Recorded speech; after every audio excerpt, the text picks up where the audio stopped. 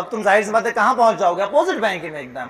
तो यहाँ पे कंडीशन ये बनी कि v sin theta equal to क्या होना चाहिए, u होना चाहिए। v sin theta equal to u, यानी sin theta equal u by v।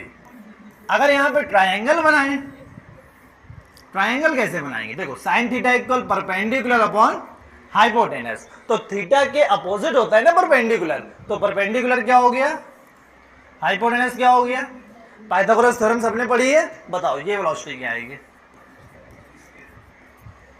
ये स्क्वायर माइनस यू स्क्वायर, ये बेस है ना, ये हाइपोटेनस का स्क्वायर माइनस परपेंडिकुलर का स्क्वायर।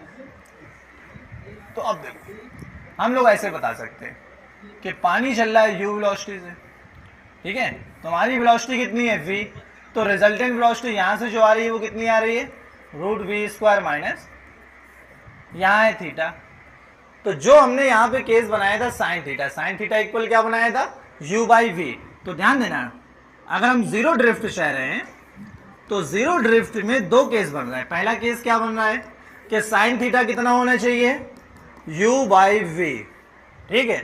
दूसरा केस कॉस थीटा कितना होना चाहिए, कॉस थीटा इक्वल होता है बेस अपॉन हाइपोटेनस, ठीक है। तो बेस कितना है, तो दोनों केस किसके हैं, जीरो ड्रिफ्ट के हैं। अगर तुम चाह रहे हो कि हम ड्रिफ्ट ना करें, हम अपोजिट बैंक में पहुंचे, देन साइन थीटा कितना होना चाहिए, u by v. Cos theta कितना होना चाहिए, root v square minus u square by v. दूसरी बात जो कि हम हमेशा बताते रहते हैं कि कभी भी अगर हॉरिजॉन्टल डिस्टेंस निकालना है तो हॉरिजॉन्टल स्पीड लो, वर्टिकल डिस्टेंस निकालना है तो वर्टिकल स्पीड लो। उस कॉन्सेप्ट को भी समझ लो।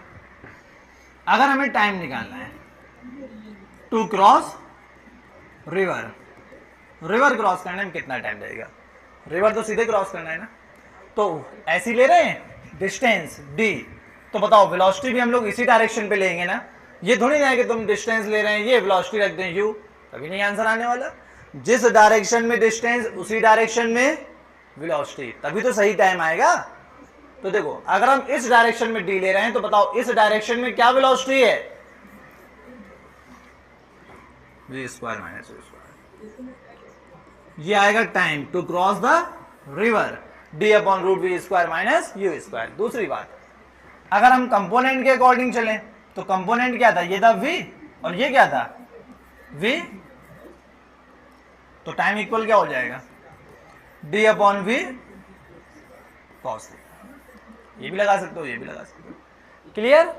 यहां पे एक छोटा सा पॉइंट और है, कभी कभी मिनिमम डिस्टेंस नहीं कहता, मतलब